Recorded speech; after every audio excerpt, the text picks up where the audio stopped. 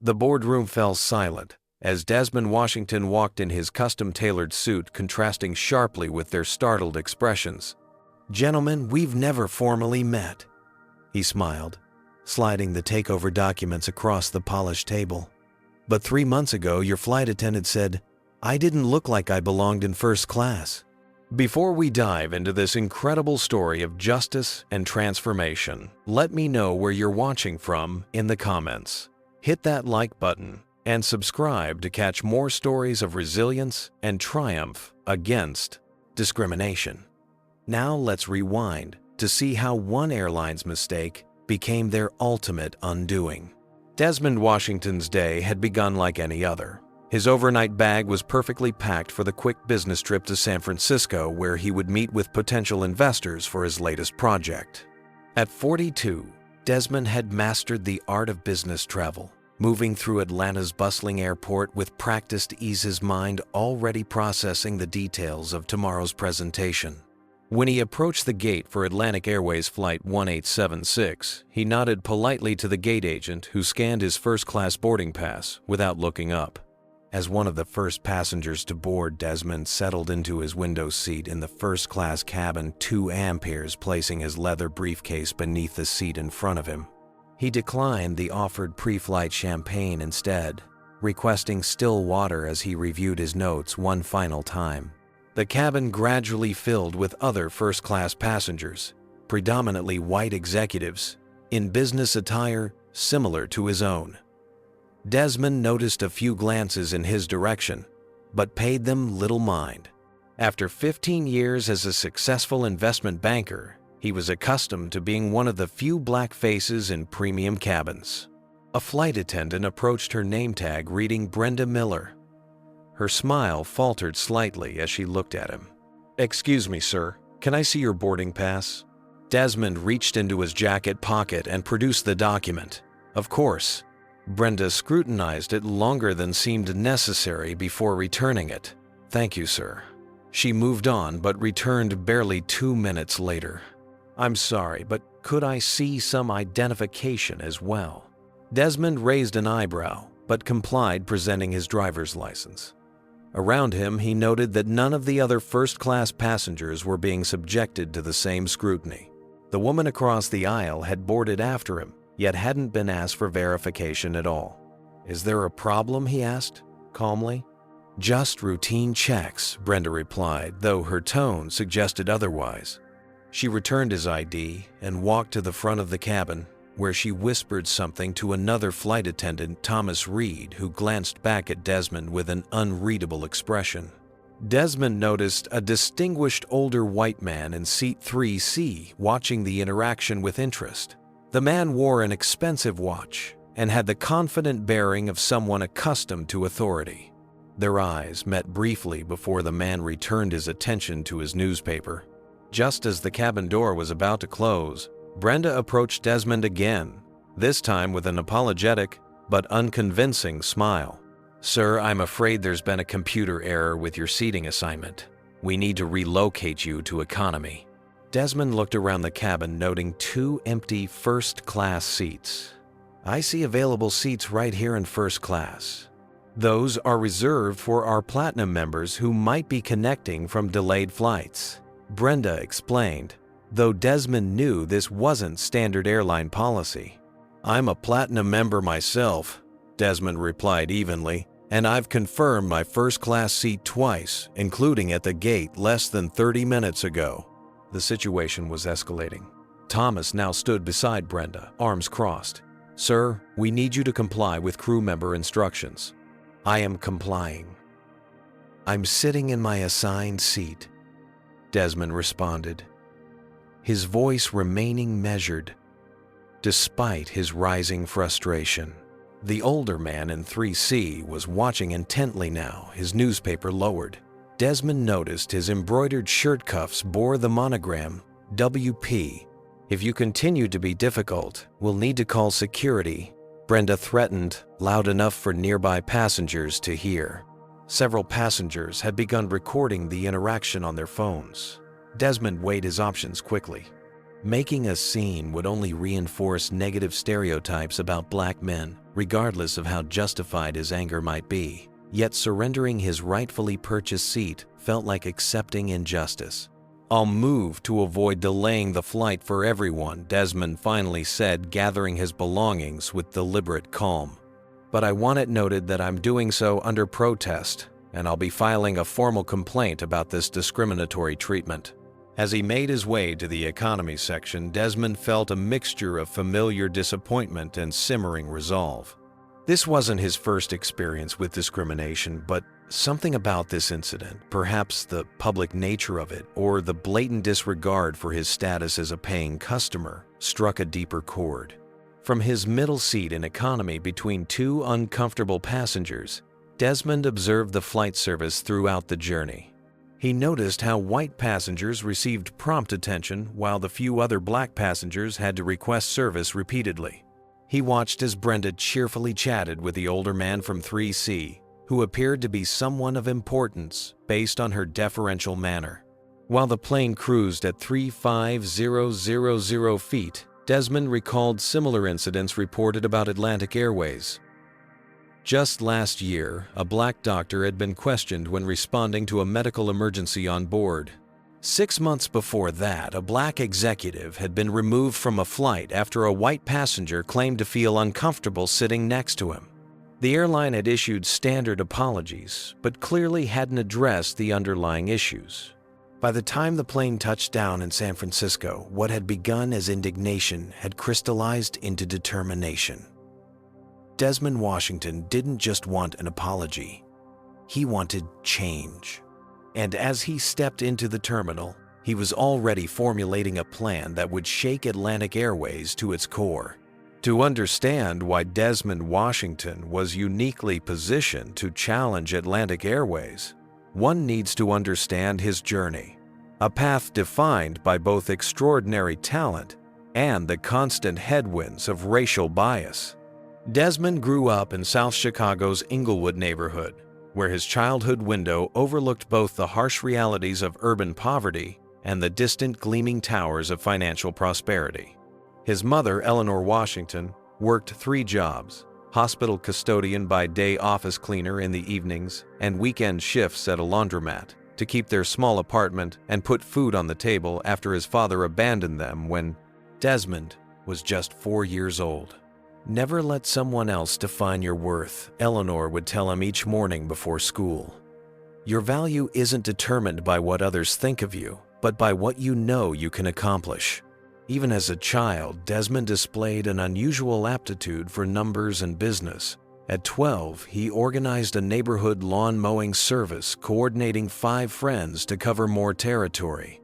By 14, he had expanded to snow removal in winter and was managing the schedules and earnings of 8 neighborhood kids.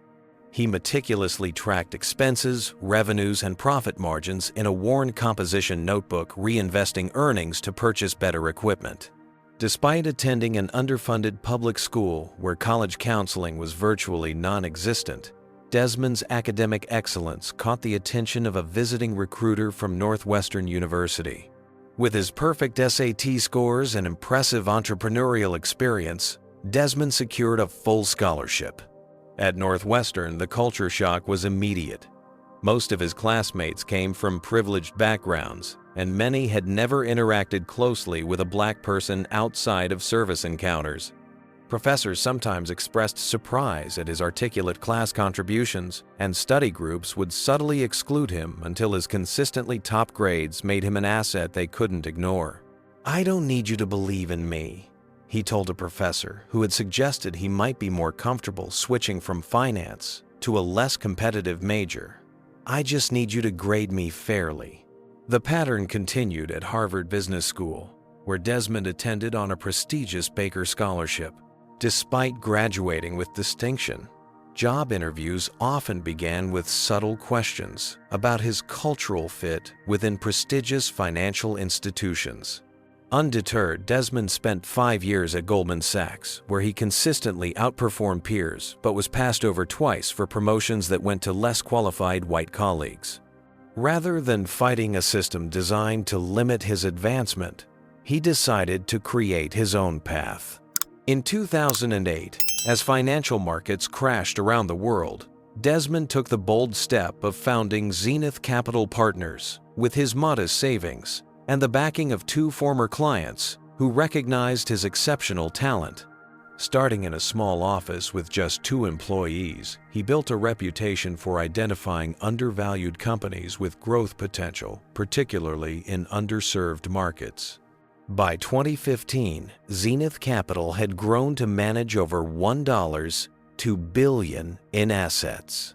By 2022, that figure had ballooned to $5.8 billion, with Desmond developing a specialty in ethical investment strategies that produced returns consistently outpacing the market. His latest project involved creating an investment fund focused exclusively on companies with proven ethical practices and meaningful diversity initiatives.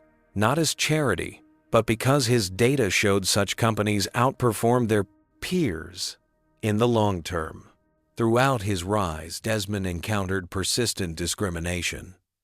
Luxury car dealerships would ignore him until he mentioned his budget. Restaurant hosts would attempt to seat him near kitchens despite available tables by windows. Security guards would follow him in high-end stores. At industry events, people would often mistake him for waitstaff rather than a fellow executive. Desmond developed a method for addressing these slights, never with public confrontation, but with quiet, methodical actions that created lasting consequences. When a country club denied his membership application despite his qualifications, he didn't sue.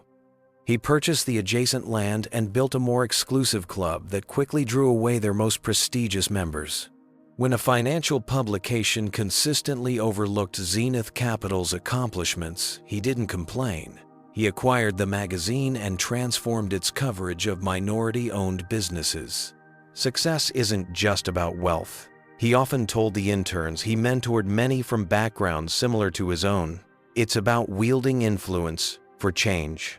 Money is merely a tool. The real currency is impact. As his private jet flew him back to Chicago from business meetings, Desmond would sometimes reflect on the contrast between his current life and his childhood, watching planes cross the sky from his apartment window, wondering what it might be like to travel beyond the confines of his neighborhood.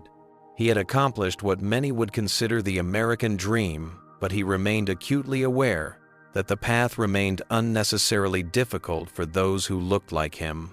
Desmond had built his career by identifying opportunities others missed and systematically capitalizing on them. As he contemplated the discrimination he'd faced on Atlantic Airways, Flight 1876, he didn't just see an insult to be addressed. He saw a system in need of transformation. And transformation was precisely what Desmond Washington did best. The evening after the flight incident, Desmond stood before the floor-to-ceiling windows of his San Francisco penthouse, the city lights twinkling below as he held a phone to his ear. His reflection in the glass showed a man outwardly composed, but with eyes burning with purpose. "Jason, I need you to pull together everything we have on the commercial airline industry, particularly Atlantic Airways," he instructed his chief research analyst. "Ownership structure, financial performance, market position, corporate culture, everything. And I want it by morning." Desmond ended the call and opened his laptop. While his team would provide comprehensive analysis, he preferred to begin with his own research. It gave him a framework to better evaluate their findings and often revealed angles others might miss. Atlantic Airways, he discovered, was the third largest carrier in the domestic market with a growing international presence. The airline itself was a subsidiary of Skyward Holdings, a publicly traded company that also owned a regional carrier and a cargo airline. Skyward Holdings stock had performed inconsistently over the past 18 months, with recent quarterly reports showing declining passenger satisfaction scores. Digging deeper into news archives, Desmond uncovered a troubling pattern. In addition to the incidents he'd recalled during the flight, there were at least 7 discrimination lawsuits filed against Atlantic Airways in the past decade. All had been settled out of court with confidentiality agreements, but court filings revealed allegations of systemic racial bias in everything from hiring practices to in-flight service. A search of social media revealed hundreds of complaints from minority passengers describing experiences similar to his own. Many reported being questioned about their first-class tickets moved from premium cabins without explanation or receiving substandard service compared to white passengers. By midnight, Desmond had shifted his focus to Skyward Holdings' executive team. The CEO, Warren Phillips, a 62-year-old former Navy pilot who had risen through the airline's operational ranks, had been leading the company for nearly 9 years. Phillips's official biography portrayed him as a traditional aviation executive who prioritized operational efficiency. His leadership had delivered strong initial results, but performance had plateaued in recent years. A deeper search revealed Phillips' responses to diversity concerns were consistently dismissive. When questioned about the lack of diversity in Skyward's executive team, just one woman and no people of color among 12 executives, Phillips had responded that the company hired based on qualifications, not quotas. When pressed about the discrimination lawsuits, he had characterized them as isolated incidents blown out of proportion. As dawn broke over San Francisco, Desmond's research shifted to Skyward Holdings' financial position. The company's stock had declined 17% over the past year, while competitors had posted gains. Their debt-to-equity ratio was concerning, with major capital expenditures for fleet renewal straining their balance sheet. Most importantly, their shareholder structure revealed potential vulnerabilities. 22% of shares were held by 3 institutional investors who had recently expressed concerns about management's strategic direction. When Desmond's team arrived at his hotel suite at 7 a.m. with their comprehensive analysis, he was already showered, dressed, and reviewing his 5th cup of coffee. The team's findings confirmed his suspicions and added critical details. Skyward is more vulnerable than they appear, explained Jason Chen, spreading financial charts across the conference table. Their liquidity position is tightening and they're seeking additional investment to fund their Asian expansion. Maya Patel Zenith's legal counsel outlined the discrimination cases. The settlements total over $28 million, yet they've implemented no meaningful changes to address the underlying issues.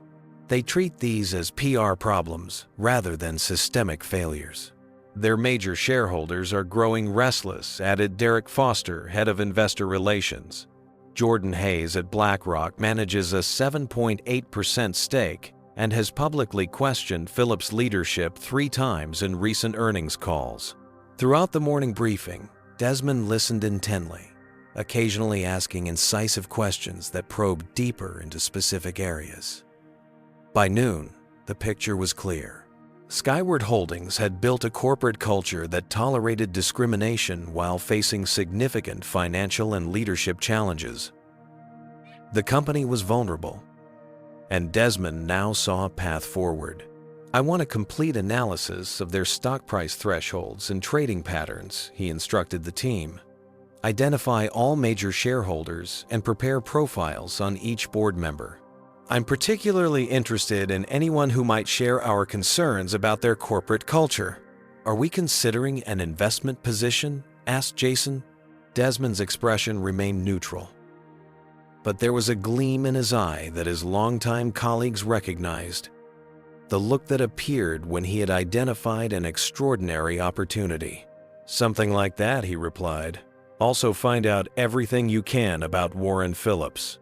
I believe he was the distinguished-looking gentleman in seat 3C, the one who watched me being removed from first class without intervening." The monogrammed cuffs on his shirt read WP. That evening, while his team worked on their assignments, Desmond made a phone call to Rachel Torres, a Skyward Holdings board member he'd met at a charity gala the previous year. Their conversation was ostensibly about a sustainable investing conference both would be attending, but Desmond skillfully steered it toward corporate governance challenges.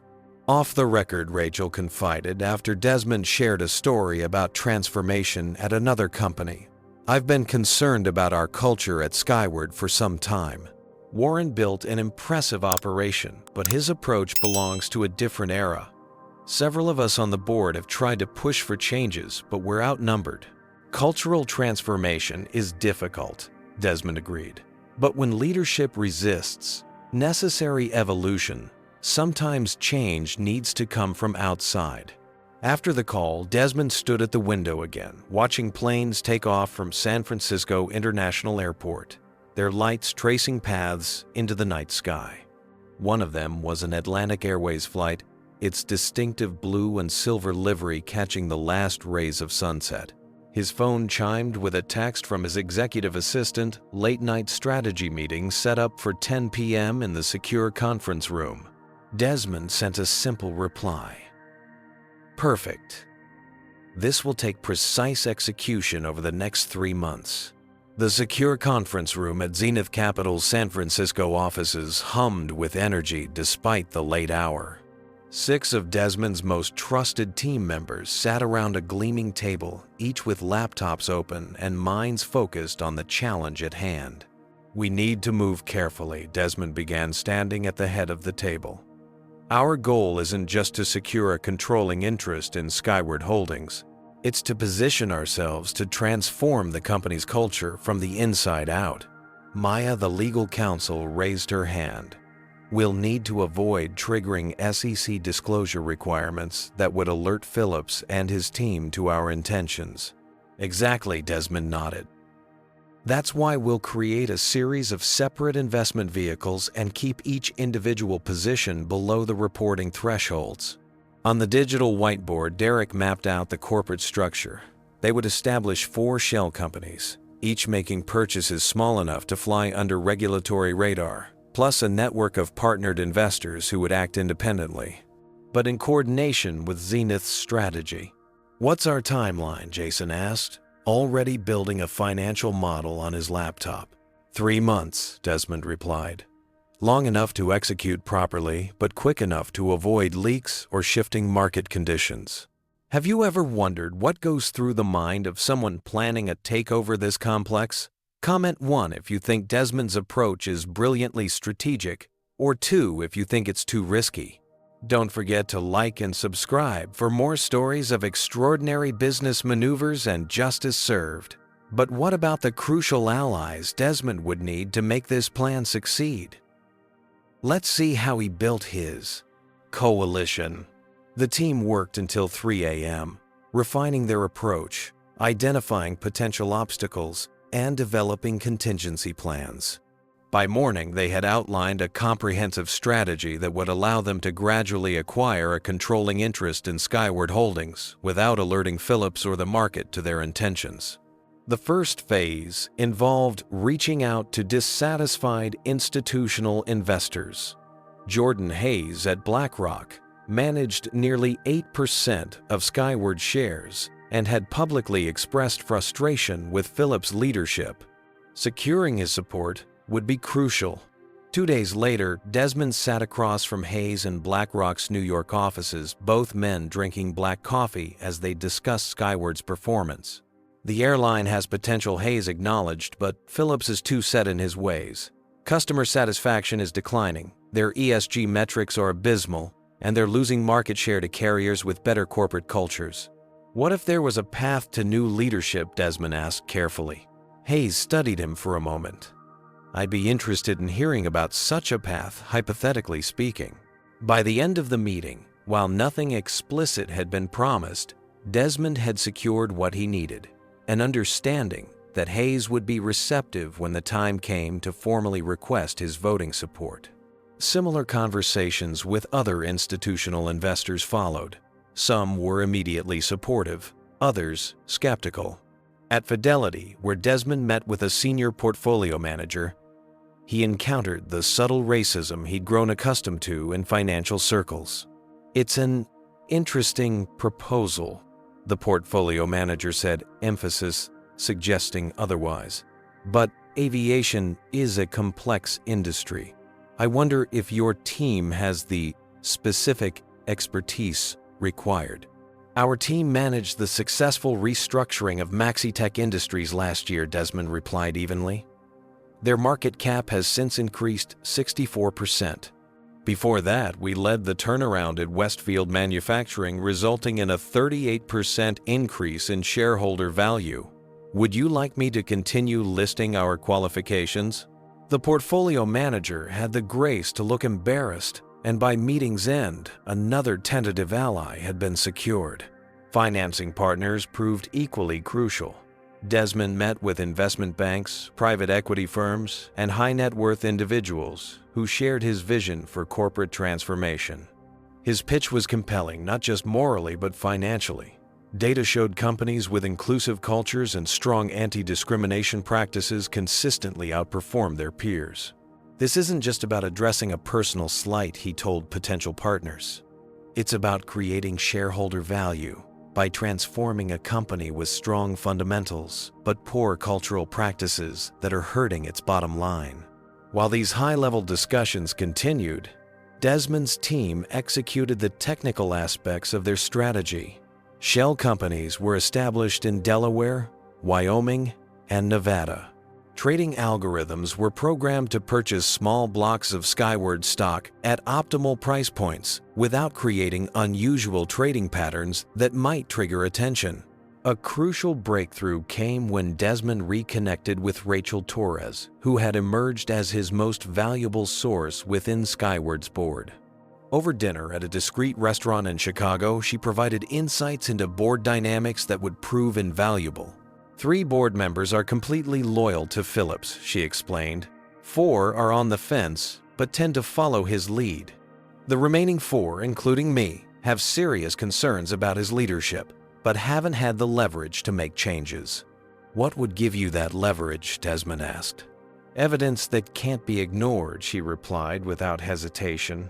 The discrimination complaints are always settled confidentially, then buried.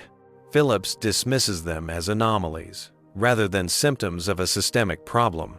The next day, Desmond established an anonymous tip line for Atlantic Airways employees to report discrimination incidents. The response was overwhelming. Flight attendants, gate agents, and customer service representatives detailed a culture where racial bias was normalized and complaints were suppressed. A black flight attendant described being consistently assigned to economy sections, while white colleagues worked in premium cabins.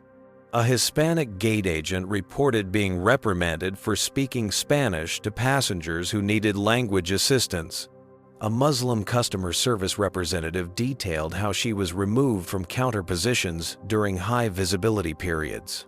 This evidence would be powerful when the time came to challenge Phillips publicly, but Desmond knew it needed to be handled with care. The employees risking their jobs to share these experiences deserved protection. By the end of the first month, Zenith Capital had quietly acquired 4% of Skyward Holdings through its network of shell companies. Partnered investors held another 7%. Combined with the institutional investors who had indicated willingness to support a leadership change, nearly 22% of the company's voting shares were now effectively aligned with Desmond's vision. But challenges remained. Old money investors with traditional views still controlled significant portions of the company. Convincing them to support a black outsider's takeover attempt would require both brilliant financial projections and careful relationship management. Some of these investors have never answered to anyone who looks like me, Desmond told his team during a strategy session. We need to make the financial case so compelling that their biases become irrelevant. The team developed detailed models showing how addressing Skyward's discriminatory practices would reduce legal costs, improve employee retention, enhance customer satisfaction, and ultimately increase profitability.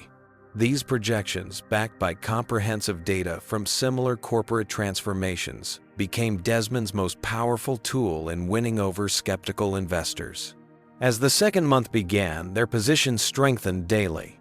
Additional shares were secured, relationships with key stakeholders deepened, and the infrastructure for a potential proxy fight was established if necessary. What Desmond couldn't know was that their careful work was about to face its first significant test. Someone had noticed the unusual trading patterns in Skyward Holdings stock, and Warren Phillips was about to be alerted that something unusual was happening with his company. Warren Phillips slammed his fist on his mahogany desk, causing his executive assistant to flinch despite 17 years of experience with his temper. "What do you mean, unusual trading patterns? Who's buying our stock?" The chief financial officer shifted uncomfortably. "That's the issue, sir. We can't identify a single large purchaser. It's numerous small acquisitions through various entities, none large enough to trigger SEC reporting requirements." Phillips ran a hand through his silver hair, a habit when frustrated. "This has the hallmarks of someone trying to build a position without alerting us. Get Simmons on this." Gerald Simmons was Skyward's head of corporate intelligence, a former FBI agent who specialized in complex financial investigations. Within 48 hours, Simmons had identified several shell companies making purchases, but ownership remained obscured through layers of corporate structures. His preliminary report noted only that the pattern suggested a sophisticated actor with significant financial resources. Phillips didn't wait for complete information before implementing defensive measures. He directed the board to adopt a poison pill provision that would dilute stock if any single entity acquired more than 15% of outstanding shares. He instructed the investor relations team to reach out to major shareholders, reinforcing the company's commitment to its current strategic direction. At Zenith Capital's Chicago headquarters, Desmond received news of these maneuvers with calm interest rather than alarm. He had anticipated such defenses. "They're reacting exactly as expected," he told his team during their daily strategy call. "Their poison pill actually helps us. It forces us to build a broader coalition rather than simply buying control. That approach will create more sustainable change in the long run." Jason looked concerned. "But they're actively investigating. Eventually, they'll identify us."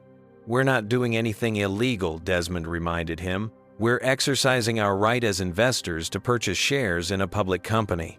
The longer we remain anonymous, the better positioned we'll be when our identity does become known."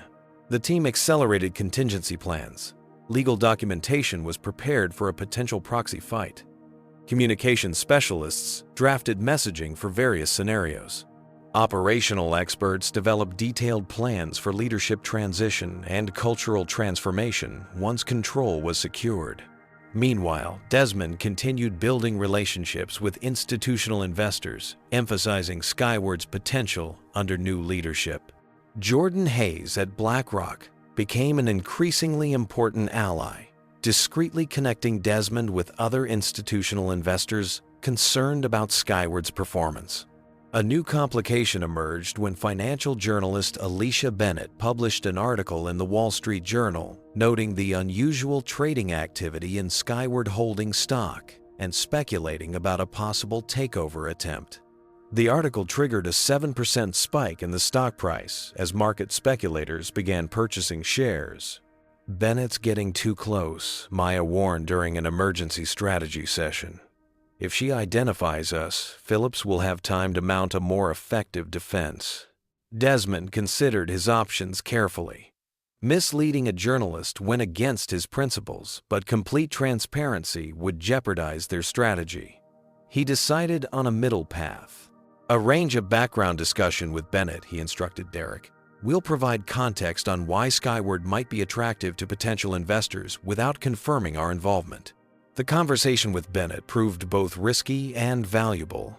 She was sharp, immediately asking if Zenith Capital was behind the unusual trading. "I'm not confirming or denying anything specific," Desmond replied carefully. "But I will say that companies with strong fundamentals but poor corporate cultures often represent untapped value. Transformational investors look for exactly that combination." Bennett studied him intently. "Would discrimination issues like passengers being removed from first class based on race qualify as the kind of cultural problems you're describing?" The specific reference to his experience surprised Desmond, though he maintained his composed expression. Bennett clearly had sources within Atlantic Airways.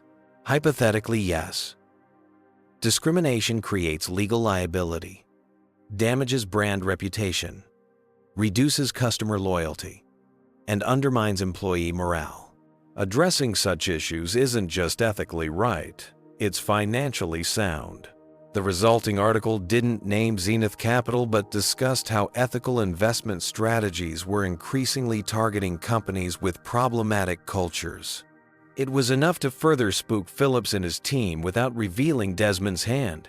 The most dangerous moment came when Lucas Reed, a junior analyst at Zenith, who hadn't been briefed on the full strategy, mentioned the Skyward position during a conversation with a college friend who worked at a competing investment firm. Within days, the information reached Phillips through industry channels. Phillips immediately directed Simmons to investigate Zenith Capital and Desmond Washington personally. The resulting profile landed on Phillips' desk with a personnel file photo of Desmond that Phillips recognized immediately. "He was on one of our flights," Phillips muttered, the memory surfacing. "There was some issue with his seating." Simmons nodded. "Flight 1876 from Atlanta to San Francisco 3 months ago.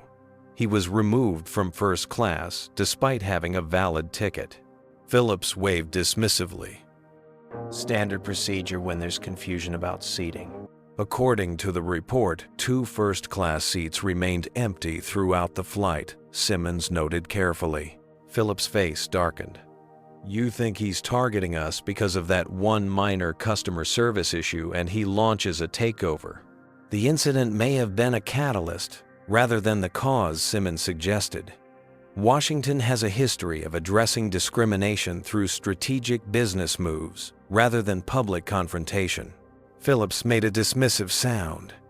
"He's about to learn that playing in the airline industry is different from whatever small-time deals he's used to."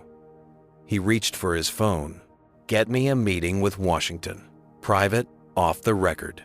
As Phillips launched his counteroffensive, Skyward Holdings issued a press release dismissing takeover rumors and announcing a superficial customer service excellence initiative. The stock price fluctuated wildly as market analysts debated whether the company was genuinely improving its operations or simply responding to acquisition pressure.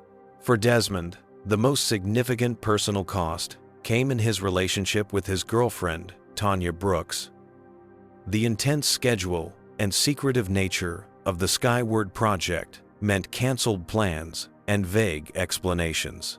"This is the 3rd dinner you've missed this month," she said during a late-night phone call. "I understand your work is important, but so is our relationship." "You're right," Desmond acknowledged. "This particular project requires unusual focus right now, but it won't always be this way." "That's what you said during the Maxi Tech acquisition," Tanya reminded him. "I'm beginning to think this intensity isn't a phase, it's who you are." The conversation ended unresolved, adding personal strain to the professional pressure Desmond was navigating. Yet, despite these obstacles, Zenith's position continued to strengthen.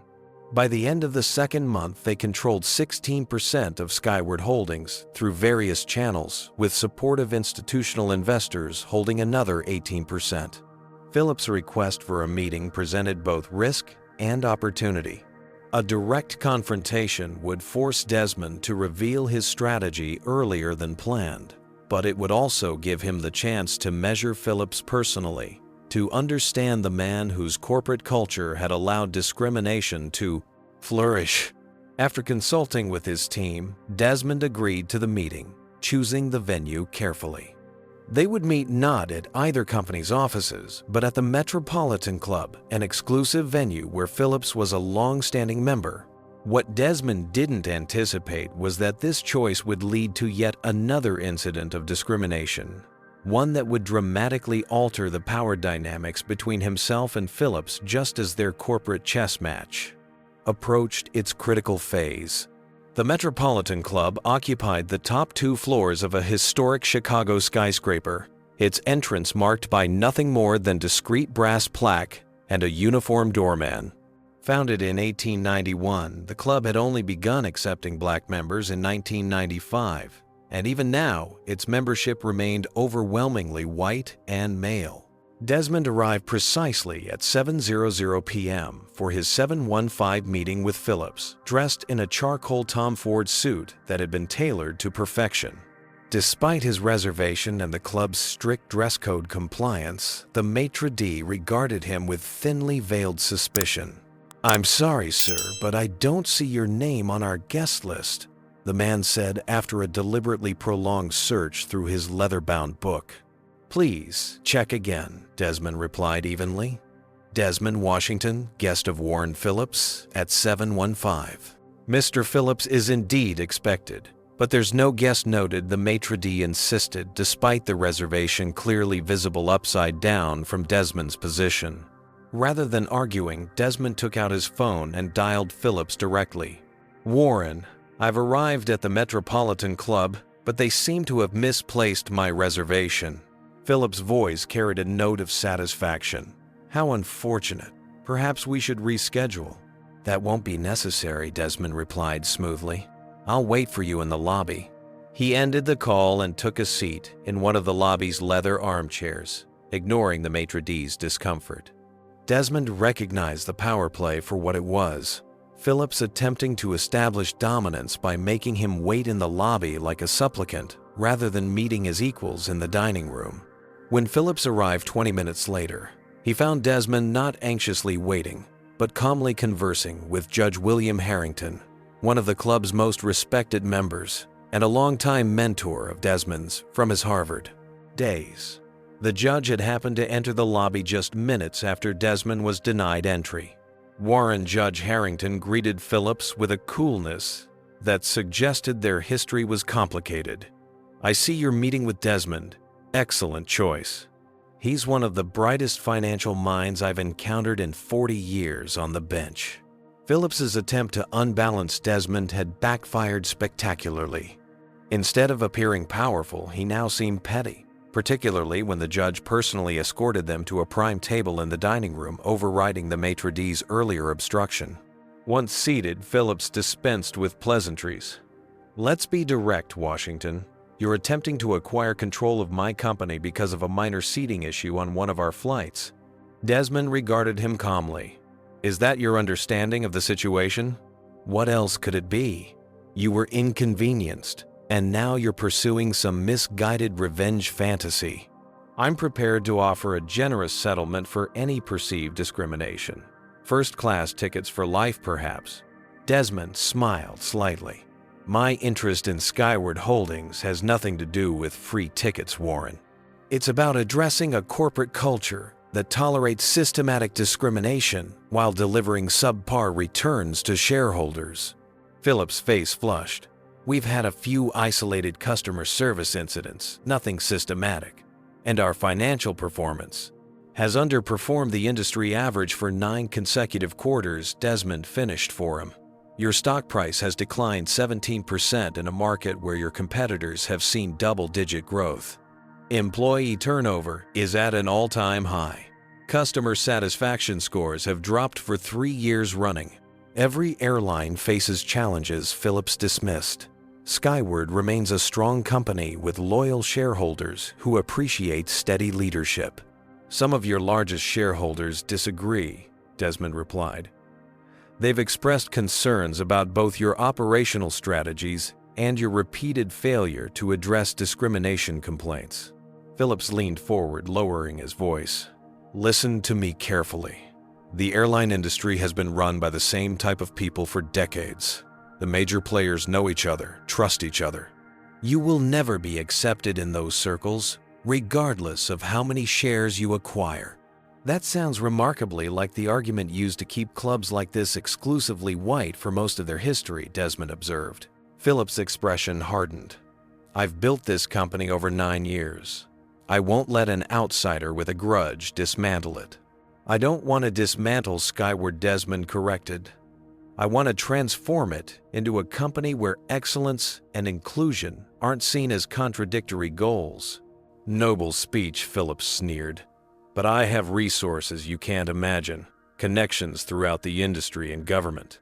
If you continue this hostile action, I'll ensure your reputation is destroyed." "There are ways to make financial irregularities appear where none exist. Desmond had anticipated threats, but the explicitly criminal nature of Phillips's suggestion confirmed his worst assessment of the man's character. "That would be unwise," Desmond said, quietly reaching into his jacket pocket and placing his phone on the table, "especially given that this conversation is being recorded." Phillips' face drained of color. "Illinois is a two-party consent state for recordings," he stammered. "Correct," Desmond acknowledged. "But threatening criminal action against someone isn't protected speech. It falls under extortion exceptions in most jurisdictions, including this one." Phillips glanced around nervously. "No one would believe that you threatened to fabricate financial irregularities to protect your position. I think the SEC and your board would find it quite credible, especially combined with other evidence we've gathered." Desmond put away his phone and stood. "By the way, Zenith Capital currently controls approximately 22% of Skyward Holdings' voting shares. We've identified serious governance failures that have damaged shareholder value, and we're prepared to address them through all available means." Phillips' shock was evident. 22%? That's impossible. Our monitors would have— "Your monitoring systems are as outdated as your management philosophy," Desmond replied. "Now, if you'll excuse me, I have other matters to attend to." As he turned to leave, Phillips grabbed his arm. "This isn't over Washington. No one takes what's mine." Desmond looked pointedly at the hand on his arm until Phillips released him. "Skyward Holdings doesn't belong to you, Warren. It belongs to its shareholders. And soon they'll decide who should lead it into the future." As Desmond walked away, he could feel Phillips' glare burning into his back. The confrontation had confirmed everything his research had suggested about the man, entitled, resistant to change and willing to cross ethical lines to maintain control.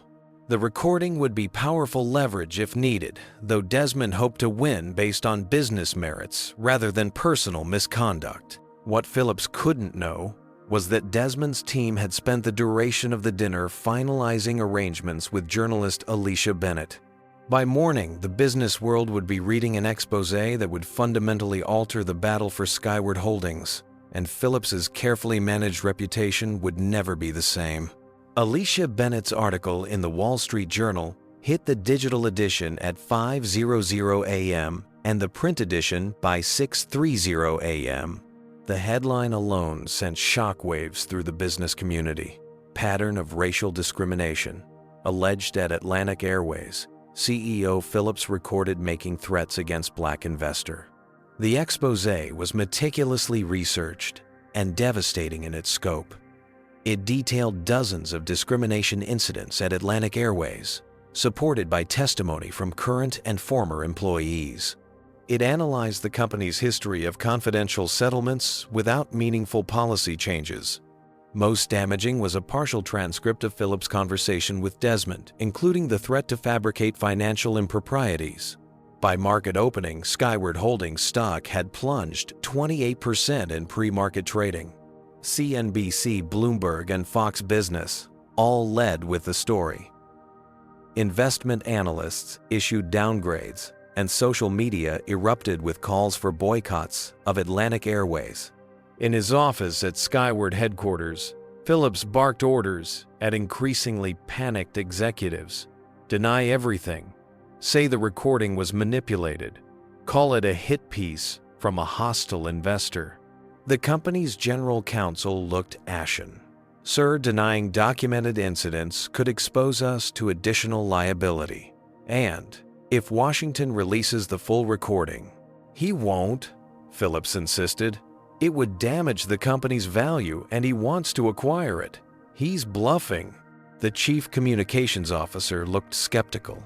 The article mentions 16 separate discrimination incidents with signed affidavits. "Social media is overwhelming. Number boycott Atlantic is the top trending topic nationally." Phillips's response was cut short by a call from the board chair requesting his immediate presence at an emergency meeting. The boardroom atmosphere was glacial when Phillips arrived. Board members sat stone-faced around the table, copies of the Wall Street Journal spread before them. The chair, Eleanor Winters, A formidable former airline executive who had supported Phillips throughout his tenure looked grim. "Warren, we need your explanation of these allegations." Phillips launched into a practice defense, dismissing the discrimination claims as isolated incidents magnified by a hostile investor. "Washington is attempting to drive down our stock price to acquire the company cheaply. This is a coordinated attack on our reputation." Rachel Torres, who had been quietly taking notes, looked up. "That doesn't explain the recording of you threatening to fabricate financial improprieties against him." "Taken out of context," Phillips insisted. "I was merely warning him about the scrutiny hostile takeovers face." By suggesting you would personally ensure false allegations were made against him, Torres pressed. Phillips' face reddened. "I was protecting this company from an outsider with no aviation experience." An outsider with an impressive track record of corporate turnarounds corrected another board member, Harold Chen. His leadership at Maxitech increased shareholder value by 64% in 18 months. The discussion grew increasingly heated as more board members questioned Phillips' handling of both the discrimination complaints and the Washington situation. What had begun as a solid wall of support was cracking visibly. Eleanor Winters finally interrupted the deteriorating exchange. "The immediate issue is our response to this crisis. Our stock is in free fall. Customers are canceling bookings, and institutional investors are demanding answers. We issue a strong denial and weather the storm," Phillips insisted. "This will blow over." Rachel Torres shook her head. "The evidence is too substantial for simple denial. We need to acknowledge the issues, commit to independent investigation, and take concrete steps to address discrimination." "That admits guilt," Phillips protested. "It demonstrates responsibility," Torres countered. "There's a difference." The meeting ended with a compromise position, a statement acknowledging the concerns promising investigation, but neither confirming nor denying specific allegations. Phillips considered it a temporary victory, but the unified board support he had long enjoyed was clearly fracturing. Outside the boardroom, the crisis deepened. Major corporate clients suspended their travel contracts with Atlantic Airways pending review. The Association of Flight Attendants issued a statement supporting employees who had spoken out about discrimination. Celebrity influencers shared their own negative experiences on Atlantic flights, amplifying the boycott movement. Institutional investors began publicly questioning Skyward's leadership. Jordan Hayes of BlackRock gave a damaging interview on CNBC. These allegations reflect governance failures that demand immediate board action. The recorded threats by CEO Phillips are particularly troubling from a fiduciary perspective. By afternoon, Desmond Washington had formally called for a special shareholder meeting to vote on new board members, a first step toward changing management. His press release was measured but pointed. Skyward Holdings possesses strong fundamental assets, but requires leadership committed to both operational excellence and ethical treatment of all customers and employees. The statement resonated with both financial analysts and the broader public. Unlike Phillips' defensive posturing, Desmond's approach acknowledged shareholder concerns while offering a positive vision forward. Social media responses showed the public largely viewed him as a potential reformer rather than an opportunistic raider. Phillips made a critical error that evening by agreeing to a live interview on Bloomberg television. Visibly tense and repeatedly interrupting the interviewer, he dismissed discrimination allegations as invented grievances and suggested minority passengers were more likely to complain about standard procedures. The backlash was immediate and fierce. Civil rights organizations condemned his comments. The hashtag #PhillipsMustGo began trending. By midnight, 3 board members had privately contacted the chair, suggesting Phillips should take a leave of absence until the situation stabilized. The following morning, Skyward's largest institutional investors held an unprecedented joint call with select board members, excluding Phillips. Their message was unambiguous: the current leadership had lost their confidence. Either the board would address the situation or they would support Washington's proposal for new directors. Phillips' learning of the call through his remaining allies grew increasingly isolated and desperate. He contacted Desmond directly, his tone markedly different from their previous meeting. "Washington, let's discuss this reasonably. There's no need for a public spectacle that damages everyone's interests. I'm prepared to offer you a board seat and significant policy input." "This isn't about securing positions for myself," Desmond replied. "It's about fundamental transformation of a company culture that has normalized discrimination." "What do you want then?" Phillips demanded. "The special shareholder meeting will proceed as scheduled," Desmond said firmly. "Shareholders deserve the opportunity to decide the company's direction." The date for the special meeting was set for 3 weeks later. As preparations intensified on both sides, Rachel Torres and 4 other board members privately met with Desmond to discuss his vision for the company. They emerged from the meeting visibly impressed. "He understands the airline business better than we expected," Torres later confided to Eleanor Winters. "His team has identified operational inefficiencies we've overlooked for years, and his approach to cultural transformation is both principled and practical." Phillips made a final desperate play the day before the shareholder meeting, offering to purchase Desmond's Skyward holdings at a 40% premium over market value, a deal that would have netted Desmond over $300 million in profit. For a moment, Desmond considered the offer not for its financial benefits, but for what it represented. Phillips finally acknowledging his position was untenable. But accepting would mean leaving Skyward's systemic issues unaddressed, allowing the discriminatory culture to continue under slightly different management. "I appreciate the offer," Desmond told Phillips, "but this was never about money. It's about creating lasting change in an industry with a troubling history of exclusion." As shareholders gathered the next morning at Chicago's Grand Hyatt for the special meeting, the outcome remained uncertain. Desmond's team had secured commitments from investors controlling approximately 49% of voting shares, tantalizingly close to the majority needed, but not quite there. The meeting began with procedural matters, followed by presentations from both Phillips and Desmond. Phillips emphasized his long experience in aviation and warned of disruption under new leadership. Desmond presented a detailed transformation plan, addressing both operational improvements and cultural change, backed by clear metrics and accountability measures. The shareholder vote proceeded with palpable tension in the room. When the results were finally announced, a hush fell over the assembled executives, investors, and media representatives. The shareholder proposal for new board members has passed with 52.7% of votes in favor, the corporate secretary announced. Phillips sat motionless, his face ashen.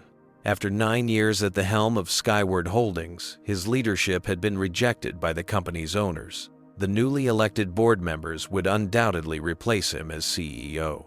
As the meeting adjourned, Desmond approached Phillips and extended his hand. After a moment's hesitation, Phillips shook it briefly. "The airline has been my life," Phillips said quietly.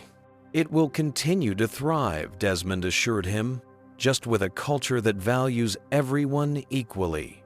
That afternoon, the newly constituted board voted unanimously to accept Desmond's tender offer for the remaining Skyward Holdings shares. 3 years after being humiliated on an Atlantic Airways flight, Desmond Washington had achieved complete ownership of the company.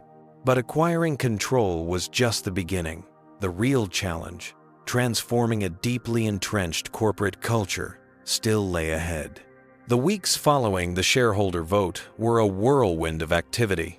The newly constituted Skyward Holdings board moved quickly to implement leadership changes, with Warren Phillips accepting a generous retirement package in exchange for a smooth transition. Rachel Torres was appointed interim CEO while a search committee considered permanent candidates. Behind the scenes, frantic negotiations continued. Some shareholders who had initially supported Phillips now scrambled to align themselves with a new regime, offering enthusiastic endorsements of Desmond's vision for the company. Others remained skeptical, watching closely for any missteps that might vindicate their opposition. Desmond established a transition headquarters on the 47th floor of a Chicago office tower 2 blocks from Skyward's corporate offices. His team worked around the clock, analyzing every aspect of the airline's operations while developing detailed implementation plans for cultural transformation. "We have one chance to get this right," Desmond told his leadership team during a strategy session. "The industry is watching to see if we're serious about change or just making cosmetic adjustments to justify the acquisition." The airline industry had indeed taken notice. Competitors alternated between dismissive comments about activist investors overreaching and nervous assessments of how Desmond's approach might reshape passenger expectations industry-wide. Aviation analysts debated whether a financial expert without airline-specific experience could successfully transform such a complex operation. With the tender offer for remaining shares proceeding, Desmond began the delicate process of integrating his vision while respecting the expertise of career aviation professionals. He conducted listening sessions with employees at all levels, from baggage handlers to senior executives, seeking to understand their perspectives on the company's strengths and challenges. A pivotal moment came during his meeting with Atlantic Airways pilot union representatives. The group, predominantly older white men, arrived with visible skepticism about their company's new owner. "With respect, Mr. Washington," the chief representative began, "pilots have unique concerns about leadership changes. Safety is our priority, and we worry that cost-cutting measures—" "Let me stop you there," Desmond interjected politely. "Safety will never be compromised under my leadership. In fact, I believe our current safety culture needs strengthening, not weakening." He proceeded to outline specific investments in pilot training, fatigue management, and maintenance protocols that exceeded industry standards. By meeting's end, the pilots' initial wariness had given way to cautious optimism. Similar breakthroughs occurred throughout the organization, as Desmond demonstrated both respect for aviation expertise and unwavering commitment to cultural transformation. He assembled a transition team that balanced industry veterans with change management specialists, ensuring decisions reflected both operational realities and best practices in corporate culture evolution. The day before the tender offer was scheduled to close, Warren Phillips made one final attempt to derail the acquisition. He arranged a private meeting with Desmond at the same Metropolitan Club where they had previously confronted each other, though this time Desmond was welcomed as an honored guest rather than being stopped at the door. "I've been reflecting on our situation." Phillips began, his tone conciliatory. "Perhaps I've been too resistant to change. I'm prepared to offer you a tremendous premium for your shares, 60% above current market value. You would realize billions in profit, while I maintain operational control under a new governance structure that addresses your concerns." The offer was astonishingly generous, a desperate gambit that would have netted Desmond personally over $4 billion in profit. For a moment, he considered what such resources could accomplish if directed toward other worthy causes. The temptation was real and substantial. Desmond took a sip of water, using the moment to collect his thoughts.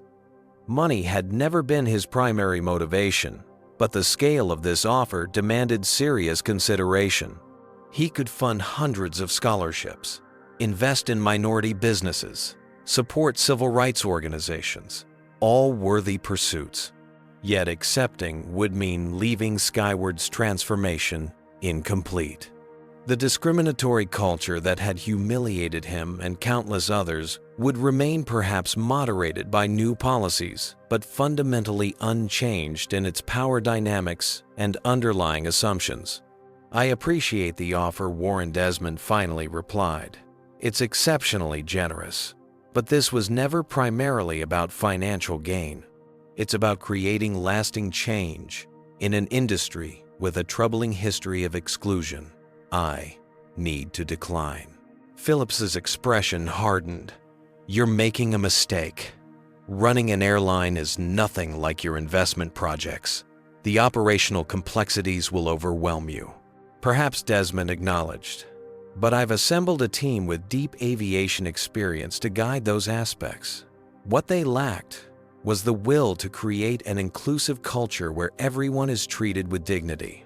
That's what I bring to the equation. The following morning, the tender offer closed successfully.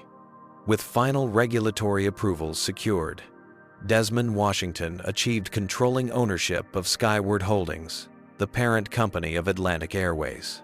The financial press described it as one of the most significant corporate takeovers of the year, while social justice advocates hailed it as a watershed moment for accountability in corporate America.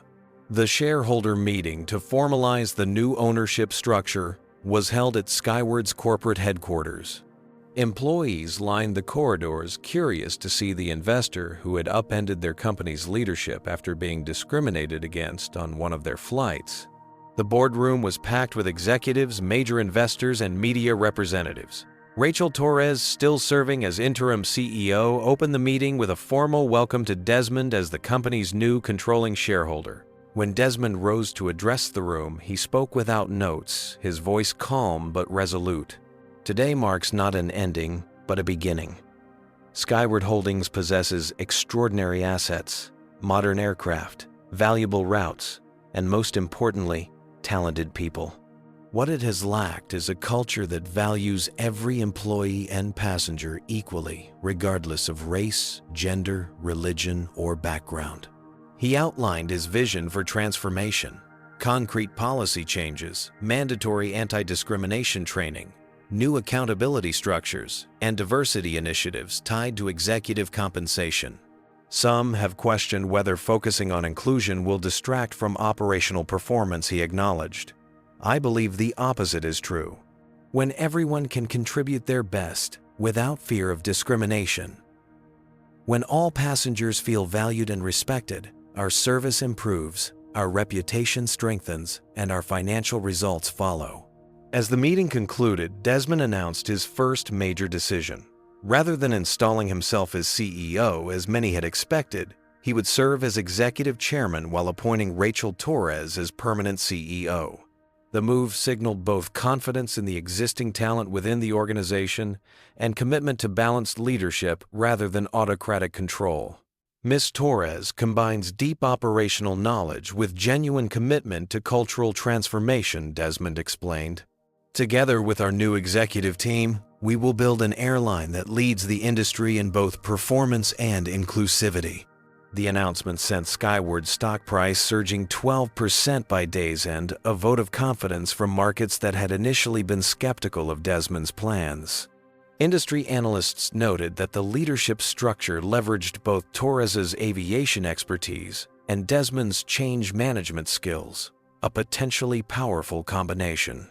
As photographers captured images of Desmond and Torres shaking hands symbolizing the new partnership that would lead Skyward Holdings, few noticed a woman watching from the back of the room, Brenda Miller, the flight attendant who had removed Desmond from first class 3 months earlier. Her expression reflected complicated emotions, uncertainty about her future under new leadership, but also a dawning recognition of the accountability now entering a system that had previously insulated discriminatory behavior. What she couldn't know was that Desmond had already reviewed her personnel file and made a decision about her fate, one that would reflect his philosophy about justice and transformation far more profoundly than simple retribution ever could. 6 months after acquiring Skyward Holdings, Desmond Washington stood in the spacious atrium of the company's headquarters, addressing all employees via live stream. Sunlight streamed through the glass ceiling, symbolizing the transparency he had worked to instill throughout the organization. Today marks an important milestone in our transformation journey, he began. Our quarterly results demonstrate that ethical business practices and financial performance aren't contradictory goals. They're complementary strengths. The numbers projected behind him told a compelling story. Customer satisfaction scores had reached their highest level in the company's history.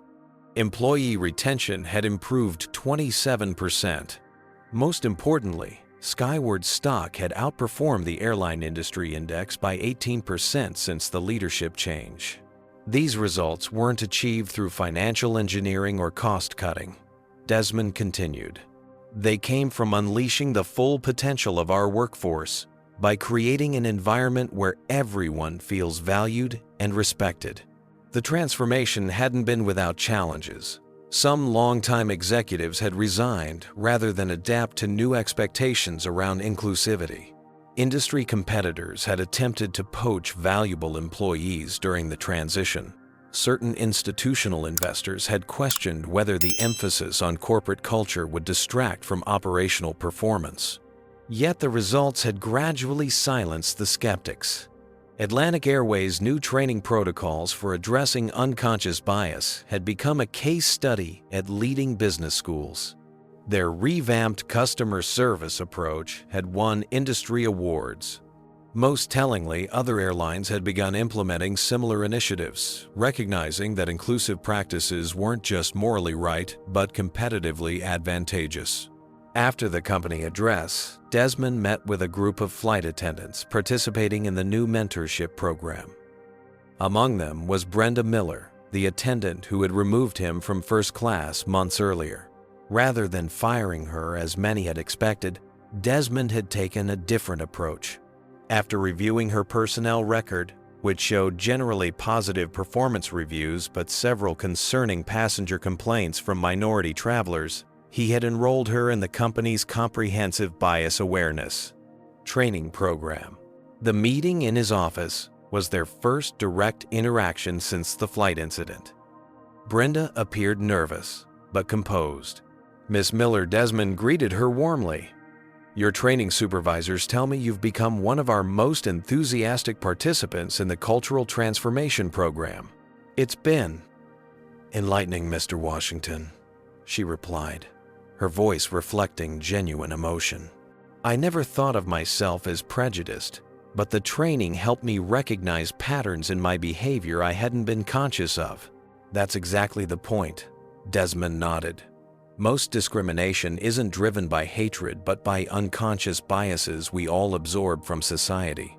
The difference is whether we're willing to recognize and address those biases. Brenda hesitated before continuing. I want to apologize for how I treated you on that flight. There was no valid reason to question your first-class ticket or move you to economy. I've been thinking a lot about why I did that, and the training has helped me understand my own implicit assumptions. Apology accepted, Desmond replied simply. But more important than my forgiveness is your commitment to treating all passengers with equal respect going forward. That's why I volunteered to become a peer trainer for the program, Brenda said. I want to help others recognize what I didn't see in myself. Later that afternoon, Desmond met with Rachel Torres to review the company's scholarship initiative for underprivileged youth interested in aviation careers. The program launched 3 months after the acquisition provided comprehensive support from high school through professional training. Applications are running at 3 times our projections, Torres reported. We've identified 75 exceptional candidates for the first cohort with particular strength among young women and minorities who have traditionally been underrepresented in aviation. Expand the program, Desmond decided immediately. Accept all 75. The talent pipeline is our future, and diversity within that pipeline ensures we never return to the homogeneous thinking that limited this company before. The scholarship program exemplified Desmond's approach to transformation, addressing not just current practices, but the systemic factors that had created and maintained the previous culture. By investing in diverse talent early, Skyward was ensuring that inclusion would become self-sustaining rather than dependent on continuous intervention. Similar initiatives throughout the company had gradually shifted employee perceptions from skepticism about corporate diversity talk to enthusiasm for genuine cultural evolution. The changes weren't merely policies imposed from above, but values increasingly embraced throughout the organization. That evening, Desmond boarded an Atlantic Airways flight from Chicago to Los Angeles. As he settled into his first-class seat, he noticed the lead flight attendant was Thomas Reed, the same man who had stood beside Brenda Miller during the original incident. "Good evening, Mr. Washington," Reed greeted him professionally. "Welcome aboard." There was no excess deference in his tone, just the same courteous treatment extended to all passengers, exactly as it should be. Midway through the flight, Desmond observed a young black girl, perhaps 12 years old, walking past the first-class cabin toward the lavatory. She glanced curiously at the premium section, perhaps imagining herself there someday. "Excuse me," Desmond called gently. The girl paused, looking uncertain. "Are you interested in aviation?" She nodded shyly. "I want to be a pilot. My science teacher took our class to the airport and I got to sit in the cockpit of a simulator." "That's wonderful," Desmond smiled, reaching for his business card. "When you're ready for college, call this number. We have a scholarship program for future aviators." The girl accepted the card with wide eyes, reading Desmond Washington, Executive Chairman, Skyward Holdings. "Thank you, sir," she managed, carefully tucking the card into her pocket. As she continued toward the lavatory, Desmond felt a sense of completion. The circle that had begun with discrimination had transformed into opportunity, not just for himself, but for others who would face fewer barriers because of the changes he had initiated. The Atlantic Airways flight attendant, who had once told him he didn't look like he belonged in first class, now led training sessions on inclusive customer service. The airline that had humiliated him now set industry standards for equitable treatment. The corporate culture that had enabled discrimination now actively promoted diversity at every level. Looking out the window at the sunset, painting the clouds in brilliant hues, Desmond reflected that true success wasn't measured by wealth accumulated or power attained, but by systems transformed and opportunities created. By that standard, his acquisition of Skyward Holdings counted among his greatest achievements, not because it had satisfied a desire for revenge, but because it had converted an instrument of injustice into a vehicle for positive change. Desmond Washington's journey teaches us that responding to discrimination requires strategy rather than just emotional reaction. When faced with injustice, he chose calculated action over public outrage, transforming an entire corporate culture instead of seeking personal vindication. His approach demonstrates that systemic change demands patience, planning, and persistence.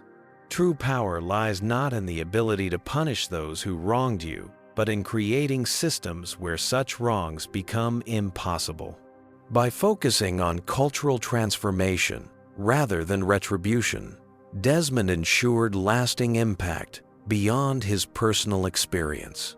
The story also illustrates how privilege often blinds people to discrimination until they're forced to confront it directly. Phillips couldn't recognize the toxic culture he'd created because it never affected him personally. This blindness is what allows discriminatory systems to persist.